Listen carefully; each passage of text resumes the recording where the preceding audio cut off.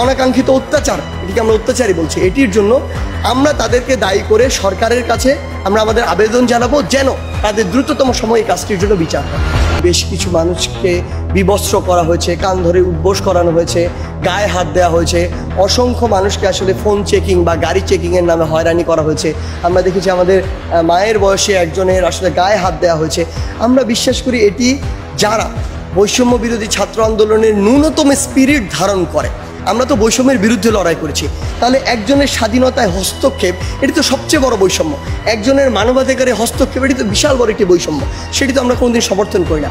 আমরা বিশ্বাস করি যারা এই কাজগুলো করেছে তারা আমাদের মধ্যে মিশে গিয়েছিল, আসলে মিশে গিয়ে তারা হয় কোনো রাজনৈতিক দলের আদর্শ বাস্তবায়ন করেছে, হয় ব্যক্তিগত কোনো ক্ষোভ সেখানে প্রকাশ করেছে, অথবা ব্যাপারটি এমন হতে পারে যে স্থিতিশীলতার দিকে আমরা যাওয়ার চেষ্টা করছি, সেটিকে অস্থিতিশীল করার জন্য নতুন কিছু ইস্যু ক্রিয়েট করার চেষ্টা করেছে, যেটি আমরা আমাদের ওই যে বিভিন্ন ধর্মাবলম্বী সংখ্যালঘু যে ভাই বোনরা রয়েছে তাদের ক্ষেত্রে দেখেছিলাম।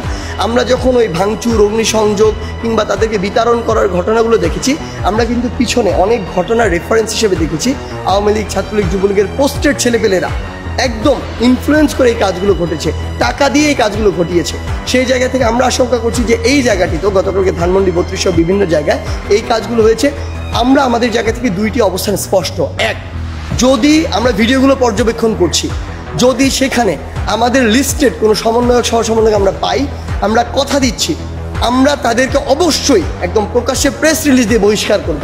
এক, দ্বিতীয়ত আমাদেরকে এই যে ঘটনাগুলো অতিরঞ্জিত হয়েছে সেই ঘটনার সাথে জড়িত তাদেরকে আমরা আপনাদেরকে অনুরোধ করছি আমাদেরকে শনাক্ত করে দিন। আমরা তাদের বিরুদ্ধে আইনের প্রক্রিয়া, এই মানবাধিকার লঙ্ঘনের জন্য, এই অনাকাঙ্ক্ষিত অত্যাচার, এটিকে আমরা অত্যাচারই বলছি, এটির জন্য আমরা তাদেরকে দায়ী করে সরকারের কাছে আমরা আমাদের আবেদন জানাবো যেন তাদের দ্রুততম সময়ে এই কাজটির জন্য বিচার হয়।